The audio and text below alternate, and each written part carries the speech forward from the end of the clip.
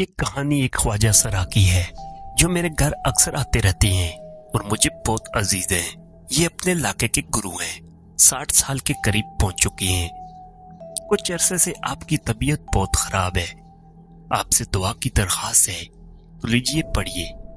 انہی کی آپ بیتی ان کی زبانی۔ میں اپنے والدین کی پہلی اولاد ہوں۔ جب پیدا ہوا تو والدین بڑے خوش ہوئے، جمشید نام رکھا۔ میں گورا چٹا خوبصورت تھا جسے دیکھتے ہی ہر کوئی پیار کرتا۔ علاقے کے خواجہ سرا میری پیدائش کے ایک ہفتے بعد گھر آئی تو میری ماں نے انہیں ایک جوڑا سوٹ کا اور 50 روپے دیے۔ اس وقت 50 روپے کی بڑی اہمیت تھی۔ خواجہ سرا نے مجھے دیکھ کر میری ماں کو میری حقیقت بتا دی۔ اس کے بعد مجھے اپنے باپ سے پہلے والی پیار کی خوشبو محسوس نہیں ہوئی، البتہ ماں کی پہلی والی خوشبو برقرار رہی۔ جب میں 5 سال کا ہوا تو اماں نے ابا کے منع کرنے کے باوجود مجھے اسکول داخل کرا دیا۔ عمر بڑھنے کے ساتھ ساتھ میری چال اور بولنے کا انداز زنانہ سا ہونے لگا۔ 5 کلاس تو جیسے تیسے پاس کر لی، لیکن جب 6 میں پہنچا تو بچے مجھے خسرا کہہ کر چھیڑنے لگے۔ مجھے یاد ہے میں نے پہلی بار جب اماں سے یہ پوچھا کہ اماں یہ خسرا کیا ہوتا ہے تو اماں نے مجھے اپنی باہوں میں دبوچ لیا اور پھوٹ پھوٹ کر رونے لگی۔ انہیں روتا دیکھ کر میں بھی رو پڑا اور سمجھ گیا کہ یہ خسرا اچھا لفظ نہیں۔ ابا مجھ سے بالکل بھی بات نہیں کرتے تھے، حالانکہ میں ابا سے بہت محبت کرتا تھا۔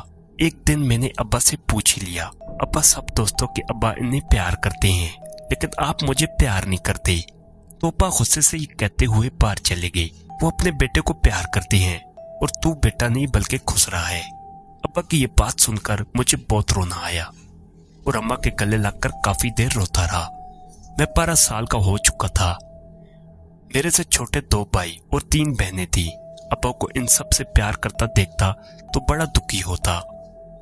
7ویں کلاس میں گیا تو لڑکوں نے میرا جینا حرام کر دیا۔ ٹیچر سے شکایت کرتا تو وہ بھی ہنسنے لگتی۔ آخرکار اماں نے مجبور ہو کر مجھے اسکول سے ہٹا دیا۔ بہن بھائی بھی مجھ سے کچے کچے سے رہتے تھے۔ ایک دن میں گھر کا سودا لینے گیا، خواجہ سرا راستے میں مل گیا اور مجھے بڑے پیار سے ایک طرف لے گیا۔ اس میں مجھے ایک کشش سی محسوس ہوئی، اپنا سا لگا۔ کہنے لگا، بیٹا تم ان لوگوں کے ساتھ کبھی بھی نہیں رہ سکتے، یہ تمہیں جینے نہیں دیں گے، میرے دروازے تمہارے لیے ہمیشہ کھلے ہیں۔ اس کی بات سن کر میں گھر آ گیا اور اماں کو بتایا۔ اماں یہ سن کر تڑپ اٹھی اور مجھے اسی وقت ساتھ لے کر خواجہ سرا کے گھر گئیں اور اسے خوب سنائی۔ جب تک میں زندہ ہوں اسے مجھ سے کوئی طاقت جدا نہیں کر سکتی، اور خبردار جو آج کے بعد کبھی میرے بیٹے سے ملنے کی کوشش کی۔ خواجہ سرا خاموشی سے اماں کو سنتا رہا۔ 10 منٹ بعد جب اماں تھک گئیں اور رونے لگی تو اس نے پانی کا گلاس اماں کو لا کر دیا۔ اماں نے پانی پینے کے بعد خواجہ سرا کہنے لگا، بہن مجھے معلوم ہے کہ آپ کو بہت دکھ ہوا ہوگا، لیکن یہ ظالم دنیا والے اسے دنیا میں کبھی شامل نہیں کریں گے۔ اس نے لوٹ کر آخر ہمارے پاس ہی آنا ہے، کیونکہ آپ بھی جانتی ہیں کہ اسے ہمارے علاوہ اور کوئی محبت نہیں دے سکتا۔ جب بھی آپ محسوس کریں کہ اپنے بچے کو اس ظالم سماج سے محفوظ نہیں رکھ سکتی تو اسے ہمارے حوالے کر دینا، کم از کم یہاں محفوظ تو رہے گا اور اسے محبت بھی ملے گی۔ اس کی بات سن کر اماں مجھے گھر لے آئیں۔ 6 ماہ بعد آخر وہ وقت بھی آ گیا جب اماں بھی مجبور ہو گئیں۔ میرے سب سے چھوٹے بھائی کا عقیقہ تھا۔ پورے خاندان والے اور ابا کے آفس کے دوست موجود تھے۔ گھر کے سامنے شامیانہ لگایا گیا تھا۔ اس وقت ٹیبل کرسیاں نہیں رکھی جاتی تھیں، نیچے دری بچھائی جاتی تھی اور کھانا دری میں بیٹھ کر ہی کھایا جاتا تھا۔ مستورات کا ایک الگ اور مردوں کا الگ شامیانہ تھا۔ کھانے میں کچھ دیر تھی، میں لوگوں کو پانی پلا رہا تھا۔ خاندان کے کزن مجھے خسرا خسرا کہہ کر پکار رہے تھے اور مجھ پر ہنس رہے تھے۔ میں آنسو میں دل دبائے خاموشی سے انہیں پانی پلانے میں مصروف تھا۔ ابا کے چند دوست ایک طرف بیٹھے بڑی دلچسپی سے مجھے دیکھ کر مسکرا رہے تھے۔ کھانے کے بعد ان میں سے ایک نے مجھے بلایا اور اپنے پاس بٹھا لیا اور میری کمر پر ہاتھ پھیرنے لگا۔ مجھے اس کا یوں ہاتھ پھیرنا ناگوار گزرا۔ ابا کو اپنی طرف آتے دیکھ کر میں ابا کے کہتے ہوئے ان کی طرف بھاگتا ہوا گیا۔ میرے منہ سے ابا سن کر وہ لوگ ایک دم سے پیچھے ہٹے اور ابا سے کہنے لگے، یار فرید हमें नहीं मालूम था कि ये तुम्हारा बेटा है। हम तो इससे खुसरा समझकर इससे तफरी ले रहे थे। अब्बा इसकी ये बात सुनकर शर्मिंदा हो गए और मेरा हाथ पकड़कर घर के अंदर ले जाकर स्टोर में बंद कर दिया। मेहमानों के जाने के बाद मुझे अब्बा ने स्टोर से निकाला और सबके सामने मुझे मारना शुरू कर दिया। अम्मा मुझे बचाने के लिए आगे बढ़ी तो उन्हें भी धक्का देकर गिरा दिया। खबरदार, अब बहुत हो गई, ये खुसरा अब यहाँ नहीं रहेगा, और अगर अब तुमने इस खुसरे की हमायत की तो तुम भी घर छोड़कर निकल जाओ। मैं इसकी वजह से बहुत जलील हो चुका हूँ और अब मजीद जलील होने की हिम्मत नहीं। इसे आज ही इसकी असल जगह छोड़ो। 15 मिनट तक अब्बा मुझे मारते रहे और अम्मा को सुनाते रहे। मेरी आंख से आंसू निकलना बंद हो गए थे। मैं इसी वक्त एकदम से बड़ा हो गया था। अपनी खसियत, अपनी औकात मुझे आज सही मायनों में मालूम हो गई। मेरा दिल शिद्दत गम से फटा जा रहा था। मेरा बस नहीं चल रहा था कि मैं इसी वक्त जमीन में जिंदा दफन हो जाऊं। जब बाबा मारते मारते थक गए तो ये कहते हुए बाहर चले गए, मैं 1 घंटे बाद घर आऊंगा और इस मनुष्य की शक्ल देखी तो फिर मेरा मुंह तुम कभी नहीं देखोगी। अब्बा के जाने के बाद मैं खामोशी से खड़ा हुआ और अलमारी से अपने कपड़े निकालकर अटैची केस में रखने लगा और अटैची केस लेकर अम्मा के पास आ गया। अम्मा, मुझे मेरी असल जगह छोड़कर आ जाओ। अम्मा जो रो रही थी चीख कर मुझसे लिपट गई और ताड़े मार मार कर रोने लगी। लेकिन मैं अब नहीं रो रहा था, बस अम्मा के आंसू खत्म होने का इंतजार कर रहा था। अम्मा के आंसू खत्म हुए तो मैं अम्मा के कमरे में गया और अम्मा को बुर्का लाकर अम्मा को थपा दिया। अम्मा ने मुझे देखा और खामोशी से बुर्का पहनना शुरू कर दिया। 15 मिनट बाद अम्मा ख्वाजा सरा के घर मौजूद थी। ख्वाजा सरा अम्मा का चेहरा देखकर सब समझ गया और बड़ी इज्जत से अम्मा को बिठाया और चाय बनाकर अम्मा के सामने चाय रख दी। अम्मा की आंखों से दोबारा आंसू निकलना शुरू हो गए। ख्वाजा सरा कहने लगा, बहन जी, इस दुनिया में सिर्फ एक वाहिद माँ ही है जो हम ख्वाजा सरा को बर्दाश्त कर सकती है और कोई नहीं। लेकिन वो भी कुछ अरसे बाद मजबूर हो जाती है। आप बेफिक्र होकर इसे हमारे पास छोड़ जाओ। हम आप लोगों की खुशी के मौके पर नाच गाकर पेट पालते हैं, लेकिन अपनी इज्जत नहीं बेचते। ये हमारे पास महफूज रहेगा। इसे यहाँ मोहब्बत और अपनायत मिलेगी। कोई इसका मजाक नहीं उड़ाएगा। आपका जब दिल करे इससे मिल सकती हैं, जैसे अपने घर बुला सकती हैं। लेकिन मुझे मालूम है कि आपका शोहर कभी इसे घर बुलाना पसंद नहीं करेगा। अम्मा ने मुझे अपने सीने से लगाया, मेरे चेहरे पर बोसों की बारिश शुरू कर दी। रोती जा रही थी और बोसे लेती जा रही थी।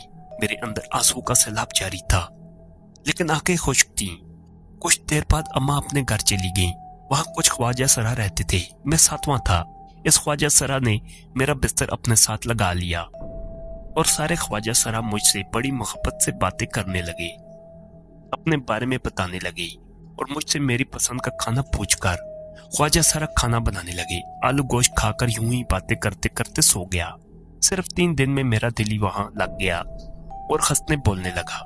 मेरे लिए लड़की वाले 4 जोड़े बनाए गए और 1 हफ्ते बाद मुझे ख्वाजा सरा अपने साथ एक घर में ले गए जहां बच्चे की खुशी मनाई जा रही थी। वहां एक ने ढोल बजाते हुए गाना और दूसरे ने नाचना शुरू कर दिया। कुछ देर बाद 200-300 रुपए इन लोगों से जमा करके हम घर आ गए। अब इसी तरह मुझे साथ ले जाते रहे और मुझे आहिस्ता आहिस्ता अच्छा लगने लगा। 2 माह बाद मेरे कहने पर उन्होंने मुझे भी नाचना गाना सिखाना शुरू कर दिया। मुझसे सारी बड़ी मोहब्बत करते थे। मेरी पसंद के खाने बनाए जाते, मेरे लिए हर रोज मिठाई लाई जाती। अम्मा शुरू में तो हर दूसरे दिन आती, लेकिन आहिस्ता आहिस्ता वक्फा लंबा होने लगा।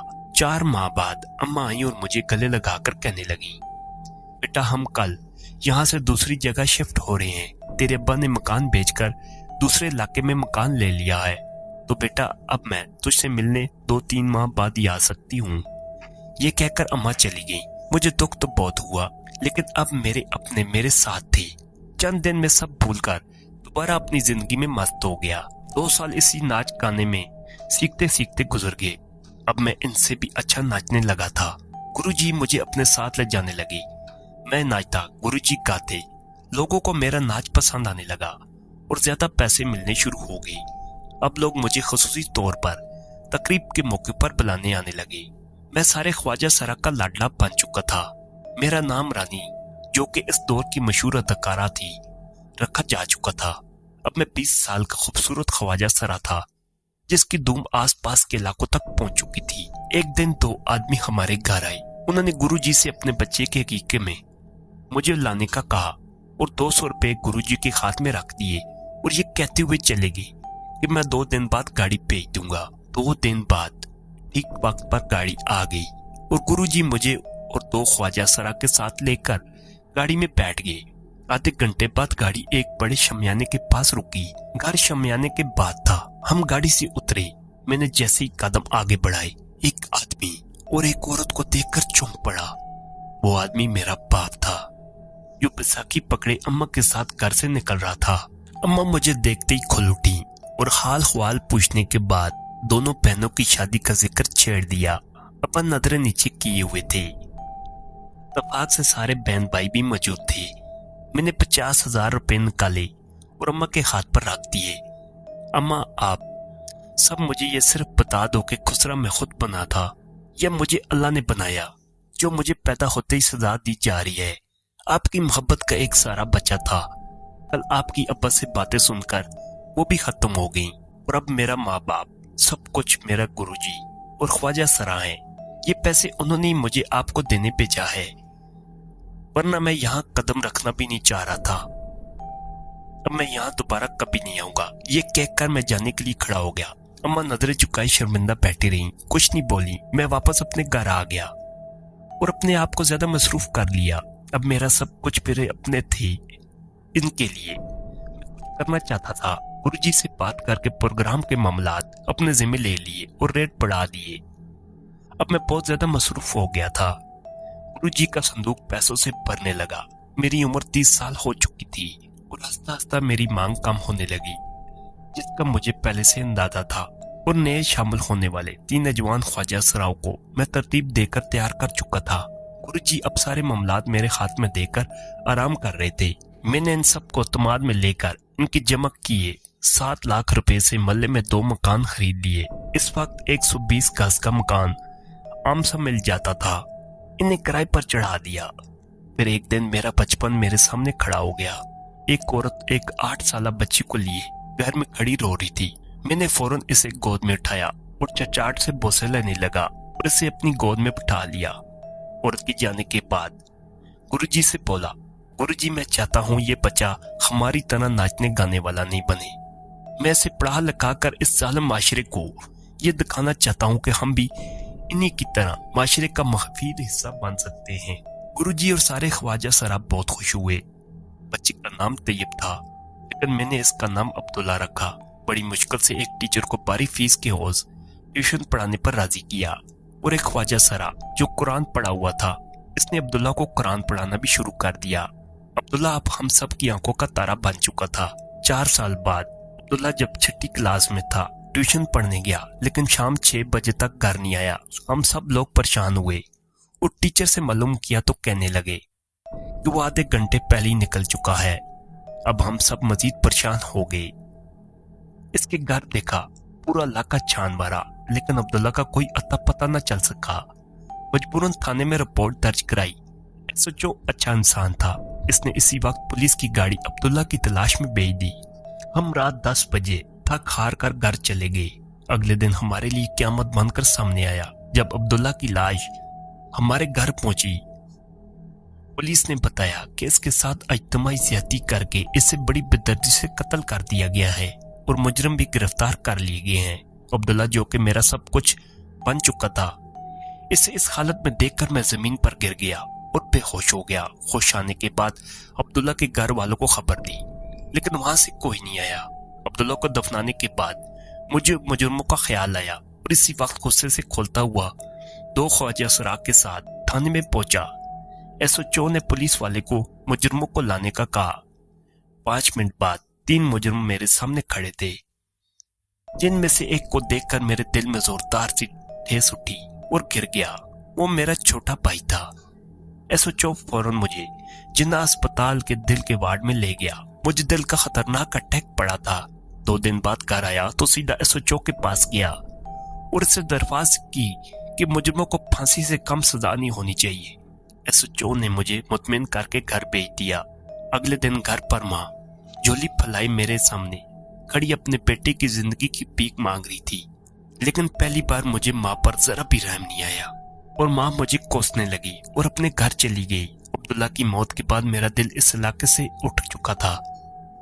तीनों घर फरोख्त करके वो इलाका छोड़कर इस इलाके में आ गया और एक चेले को अपना जनशीन बनाकर आराम करने लगा। मैंने पैसे पानी की तरह बहाकर अपने छोटे भाई को फांसी दिलवा कर अपने अब्दुल्ला का इंतकाम ले लिया। अब मैं हूँ और मेरे अब्दुल्ला की यादें। आखिर में एक बात जरूर कहना चाहूंगा, हम भी इन लोगों की तरह हैं। अल्लाह ताला की तख्लीकें हैं तो आप हमें हकीर समझते और हमारा मजाक उड़ाते हो। दरअसल वो हमारा नहीं बल्कि नौजुबिल्ला अल्लाह खालिक जात का मजाक उड़ाते हो। अगर मैं अब्दुल्ला को माशरे का मफीद हिस्सा बनाने की कोशिश कर सकता हूँ तो हम ख्वाजा सरों के वलदैन क्यों नहीं कर सकते? क्यों हमें अपनों के होते हुए भी अपनों की मोहब्बत से महरूब होना पड़ता है? क्या हमारा इस मोहब्बत का हक नहीं? सोचिएगा जरूर और खुदारा ख्वाजा सरा को माशरे का मफीद हिस्सा बनने में अपना किरदार अदा करें।